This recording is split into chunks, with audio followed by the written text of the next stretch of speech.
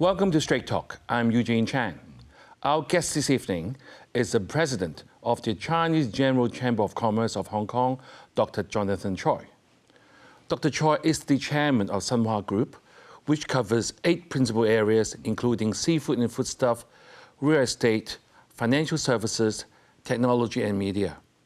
The group's activities extend deep into the mainland, as well as to Macau, Vietnam, Cambodia, Singapore, Japan, and across the oceans to Canada, the United States, and Australia. Accordingly, Dr. Choi has been awarded the Grand Bohemian Medal for his work in integrating Hong Kong with the mainland and connecting with the world.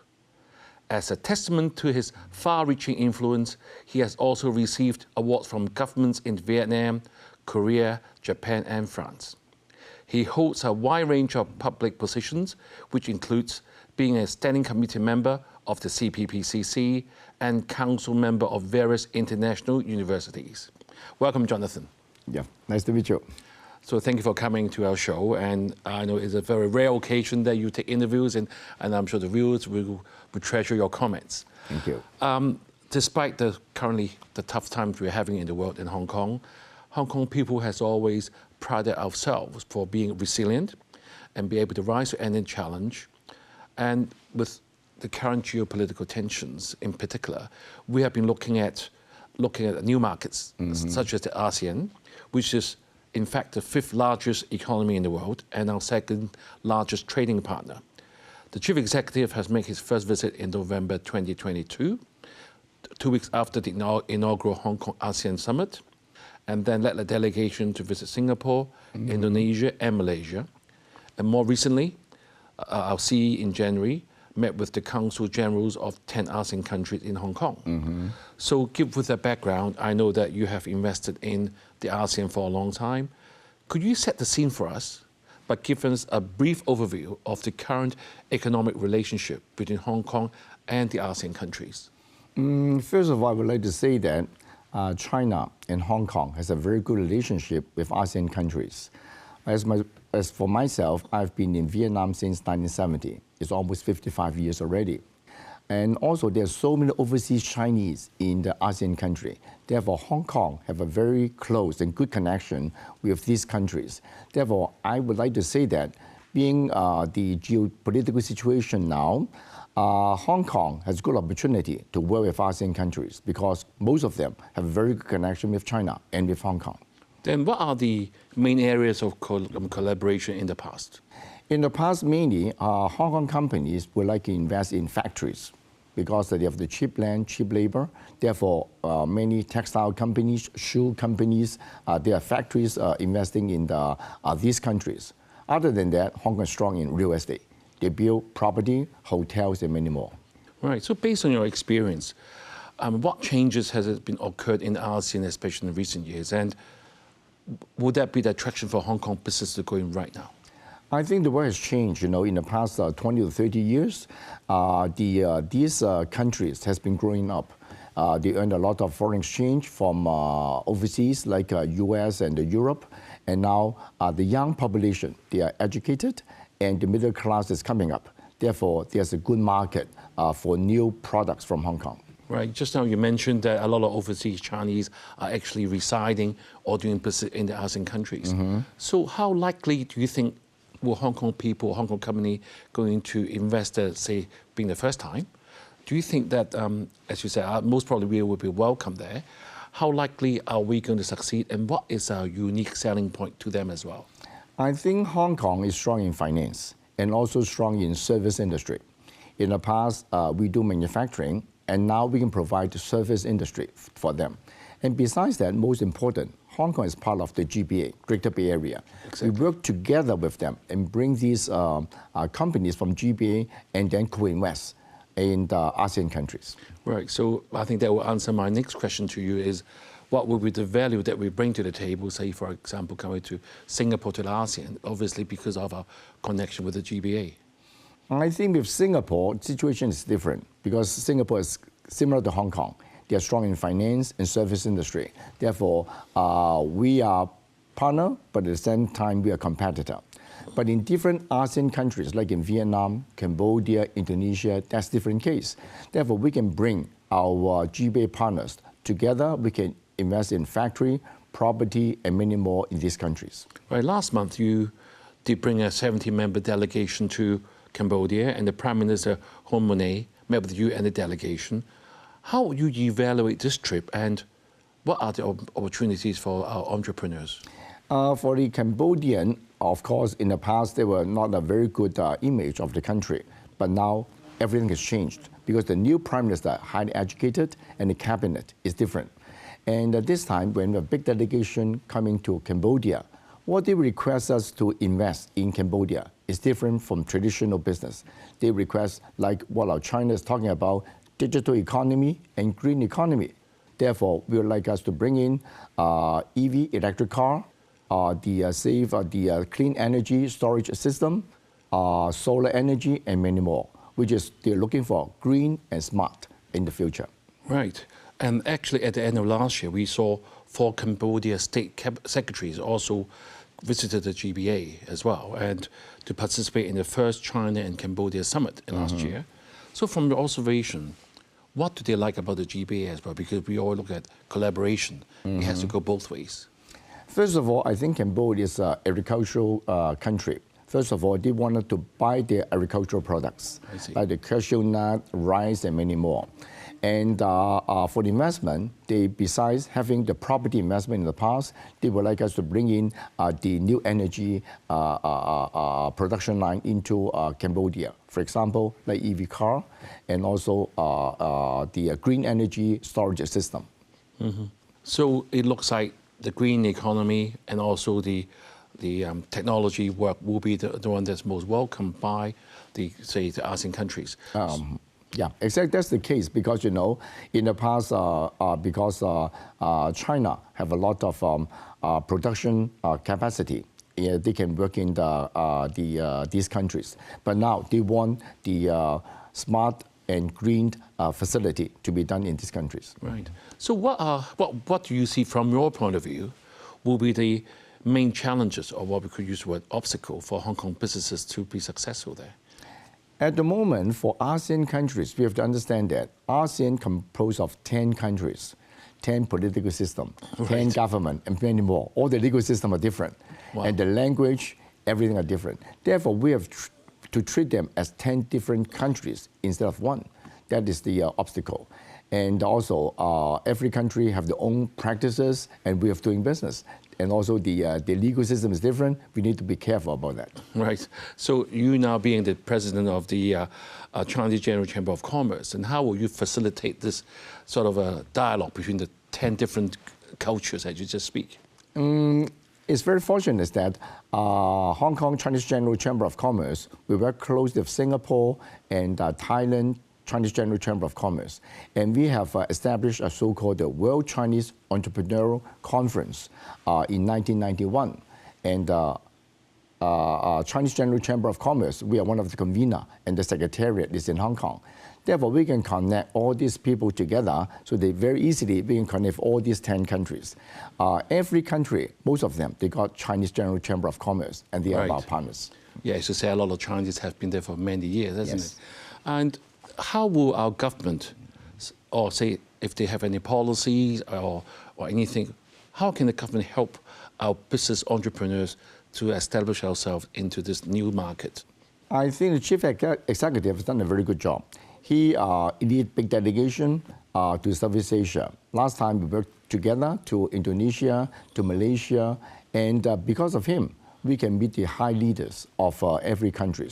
And when a big delegation is going there, we are well treated. Therefore, we can meet many business opportunities, and I think that is good work done by the Hong Kong government. Right. You know, I mean, you have a lot of positions. You're also a member of the Chief Executive Advisory Group. What else would you advise, say, the current government, apart from bring a good delegation to visit them? What else can we do to facilitate even sort of quicker and more deeper exchanges? I think the position of Hong Kong is, firstly, we are the world financial center. That's very important. Secondly, Hong Kong is an international city. We have to promote Hong Kong as an international city that not only Hong Kong, we go into these countries, we can bring the mainland companies from GBA and whole China, we can bring them together to ASEAN countries. Because Hong Kong, we are strong in finance, service industry, but for manufacturing, I think the mainland are much better. Right. Just now you mentioned one of the attraction to go to the ASEAN countries are the lower cost of labor and the land. And with that, with say more and more companies investing in places like Vietnam, what will be that? Would that be a serious impact on our own China's manufacturing industry? I think the situation in China is because of geopolitical situation. Some countries may impose some restrictions on Chinese product. Therefore, they have to look for another opportunity. For example, coming to Vietnam, Cambodia, or Thailand to be processed there so that they can get the country of origin, made in Vietnam and made in Cambodia. And it will be much easier to work with Western countries. I see. But in the long run, I don't think it works or not. I don't know. Right. All right, let's take a break now. But viewers, stay tuned. We will be right back. Thank you for staying with us on Straight Talk. We have been talking with Dr. Jonathan Choi, the chairman of the Hong Kong Chinese General Chamber of Commerce, about how Hong Kong can collaborate with ASEAN economies. So, Chairman or President, I think we are very fortunate that you are sharing your experiences and your views with the viewers, because I'm sure a lot of people are looking into investing into ASEAN countries. You have mentioned that they have a very strong presence of the Chinese culture that helps our integration, and hopefully with more tourists coming to Hong Kong, we have even deeper collaboration as we hope. Let's sort of look even further away. Let's look at the Belt and Road Initiative, which includes the Indonesia, Malaysia, Myanmar, Philippines, Thailand, and Vietnam. Now you're being the co-chairman of the Belt and Road Business Association Alliance. What specific initiative would you like to see the Hong Kong or the central government to help support and promote the participation of Hong Kong to become what we call a super connector in this initiative? I think for the Chinese government, they initiated the Belt and Road. And for this initiation, we can do many things for all over the world. And for Hong Kong, I just feel that we have to focus. Firstly, focus in ASEAN countries. They are mentioned already. Other than that, there are new areas that is important for Hong Kong is the Gulf countries. I see. Recently, the chief executive and our presidency, he went to Dubai, Abu Dhabi, and many more. And we just feel that this is a new area that Hong Kong can look into because, they are rich in the resources, oil and gas, and also more importantly, they have a lot of money. Hong Kong is a financial center. We can work closely with them. Besides, they need many green technology and a smart city and all this. They have a Hong Kong. We are strong in technology and also service industry. We can really work closely with them. Besides the Gulf countries, I think traditionally, EU is very important for us. And of course, I mean EU including UK also. They have UK plus EU. And I think this is a traditional area that Hong Kong has been trading and working closely with them. Therefore, as Chinese General Chamber of Commerce, we cannot cover the whole world. Therefore, we focus more firstly in the ASEAN countries, Northeast Asia, that is Korea and South Korea and Japan. And then we work closely with the Gulf countries and also EU and UK. That is what we are doing at the moment. Right. Thank you for giving a very broad view of all the potential markets can tap into. In the 14th five-year plan of our nation, we have been tasked with 8 major centers. That's our role, and Hong Kong actually will need to grow as well. Yeah. But one area that we've been talking about is the size of population, for example. If you look at Hong Kong and Guangzhou and Shenzhen, there are more people than Hong Kong. Yeah. And even Fushan actually even have higher population than at the moment. Of course, we are not wanting to have a sort of super crowded city, but we need the population to grow. So how should you see Hong Kong will grow in this national policy? How can we grow with the guidance and support from the central government, from your point of view? I think Hong Kong, most importantly, we need to integrate in the development of the Greater Bay Area. That's very important. And yesterday I was in Shenzhen, and being appointed to be the chair of the Shenzhen Hong Kong Association. And I would like to connect more Hong Kong and Shenzhen. we need the young talent from GBA and also the whole country into Hong Kong. The size of the population in Hong Kong is not big, 7.5 million people. We need not only the young talent, we also need population. You see, but there's a bit, there are some different opinion, we understand that. But being a big city, we need population. Therefore, the human resources to support our industry and also young talents for the development, we need both. Therefore, hopefully, the Hong Kong government, if doing that already, bring more talent and people from the mainland to Hong Kong. Right, so Dr. Choi, I think you have answered many people's questions in their mind, because I remember last week we had the Global Talent Summit. Yes. And I remember some of the reporters was asking, yes, we have new talents coming to Hong Kong, but a lot of them with a mainland background, although they're from overseas. So are we not being international? But what you're saying now, we're doing exactly the right thing, because we need the mainland talents to help Hong Kong to grow. Yes. I think Hong Kong, we need talents from all over the world. But now we have the young talents, but many of them, they are educated in the Western countries already. Therefore, I think they got the Western experience and China experience. Therefore, it's good for Hong Kong. And I think if the competitiveness and the attractiveness of Hong Kong is improving, I think there will be more talents from all over the world is coming, not only from China, maybe Japan, Korea, US, even Europe. I have many friends from this country coming to Hong Kong already. You also had another initiative by suggesting setting up a Silk Road data center and arbitration center in Hong Kong. Can you share your thoughts on why you suggest those centers? We just feel that at the moment, for the data flow from China to Hong Kong or international world is not easy. Therefore, we need to have a flow of this data for the commercial use or the medical use and for academic use. We need that. Therefore, we are talking about in the loop between Shenzhen and Hong Kong. There's a place, there's a Hetao. We can really work on that. And at the same time, Hong Kong, we have the infrastructure for the telecommunication. Therefore, if we can put another data center, big data center in Hong Kong, I think it's good for Hong Kong in the future. Because Hong Kong in the future, we need to be strong in technology, smart city, and many more. Therefore, we just feel that data communication is very important for Hong Kong. Right, so Jonathan, I also want to ask you a direct question that has just come to my mind. That recently we hear a lot of news in the grapevine that because of geopolitics, Hong Kong's role of being an international financial center has been kind of hard hit because there are very few IPOs coming, and so our international financial center, such as legal firms, are actually facing huge challenges. Do you think Hong Kong can facilitate like infrastructure development and financing for Belt and Road projects in the ASEAN countries? Would it be a good way out for Hong Kong?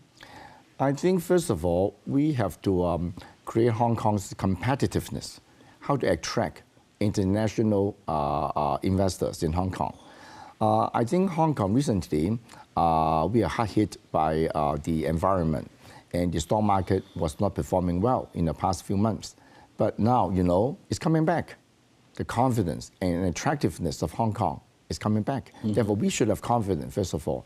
Secondly, besides attracting IPO from China mainland, more importantly, we need international investment. Therefore, ASEAN is a place that we have to look into. For example, like Vietnam, like Indonesia, Thailand, there are many mature, successful companies. We hope that we can come to Hong Kong for IPO. Because most of the ASEAN countries, these businessmen, they go to Singapore. But they can't have another choice. Another choice, it must be Hong Kong. Therefore, we need to do something for that. Right, so that means if we engage them more, if they come to Hong Kong more, we have a much better chance than, at least to give them another choice than just Singapore, isn't it? Exactly. Right, so we are now quite at the end of our discussion. We have covered a lot of areas, although only a very short time.